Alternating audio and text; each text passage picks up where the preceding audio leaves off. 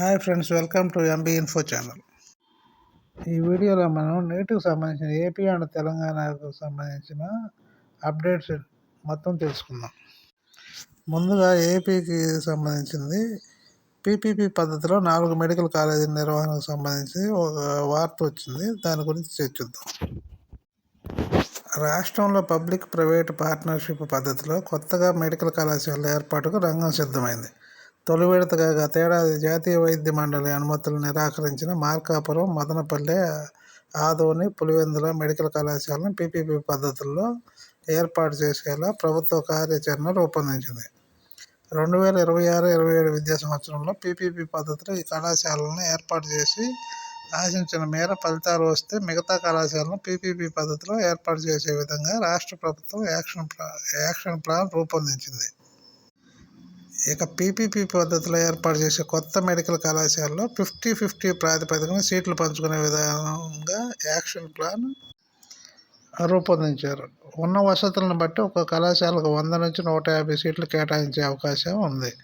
అందులో 50% సీట్లు ప్రభుత్వానికి, మరో 50% ప్రైవేటు సంస్థలకు దక్కే విధంగా ఏర్పాట్లు చేశారు. ఒక్కో కళాశాల ఏర్పాటు చేసేందుకు 500 కోట్లు ఖర్చు అవుతుందని అంచనా. ఏటా కళాశాల నిర్వహణకు 110 కోట్లు ఖర్చు అయ్యే అవకాశం ఉంటుందని డిఎంఈ అధికారుల ద్వారా తెలుస్తుంది.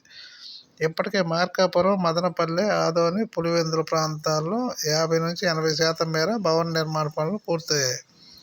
టెండర్లు దక్కించుకున్న కాంట్రాక్టుల సంస్థ పెండింగ్ పనులను పూర్తి చేసుకోవాల్సి ఉంటుంది. అలాగే మౌలిక వసతులు, ఫ్యాకల్టీ ఏర్పాటు బాధ్యత ఆ సంస్థ చేపట్టాల్సి ఉంటుంది. మెడికల్ కళాశాలలో 70% పేషెంట్లకు ఉచితంగా వైద్య సేవలు అందించాల్సి ఉంటుంది.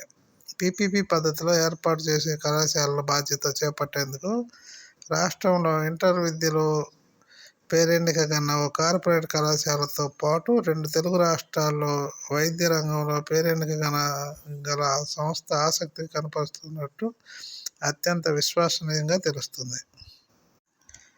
పీపీపీ సక్సెస్ అయితే మిగిలిన 6 కాలేజీలు ఆ పద్ధతిలోనే. వైసీపీ ప్రభుత్వ హయాంలో ఆంధ్రప్రదేశ్కు 17 కొత్త మెడికల్ కళాశాలలు మంజూరయ్యాయి. ఇందులో తొలి విడతగా 2023-24 సంవత్సరంలో విజయనగరం, మచిలీపట్నం, ఏలూరు, రాజమహేంద్రవరం, నంద్యాల ప్రాంతాల్లో 5 కొత్త మెడికల్ కళాశాలలు వైసీపీ ప్రభుత్వం ఏర్పాటు చేసింది.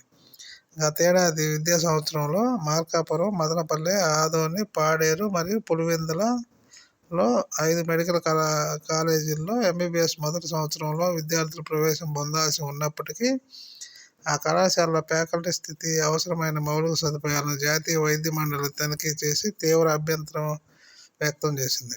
కేంద్ర ప్రభుత్వ భాగస్వామ్యంతో నడవనున్న పాడేరు మెడికల్ కళాశాలలో 50 సీట్లు నిర్వహించే విధంగా జాతీయ వైద్య కమిషన్ అనుమతి మంజూరు చేసింది. పులివెందుల కళాశాలలోని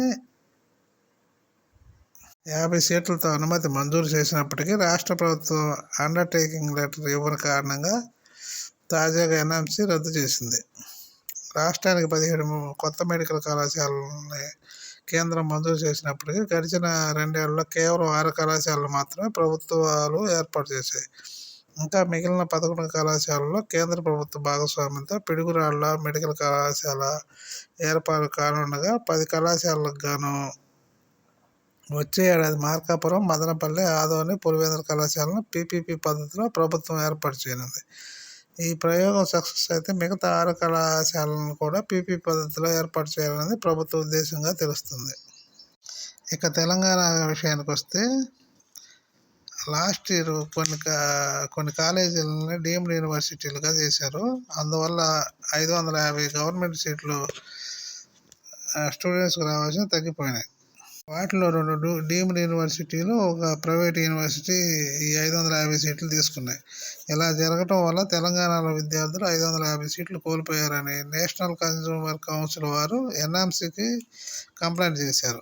ఎన్ఎంసీ వారు దీన్ని పరిశీలించి ఆ 550 సీట్లను మరలా గవర్నమెంట్ సీట్లుగా కన్వర్ట్ చేస్తే స్టూడెంట్స్కు ఉపయోగంగా ఉంటుందని వారు అభిప్రాయపడుతున్నారు. ఓకే ఫ్రెండ్స్, ఈ వీడియో కానీ మీకు నచ్చినట్లయితే లైక్ చేయండి, షేర్ చేయండి, సబ్స్క్రైబ్ చేయండి. Thank you very much.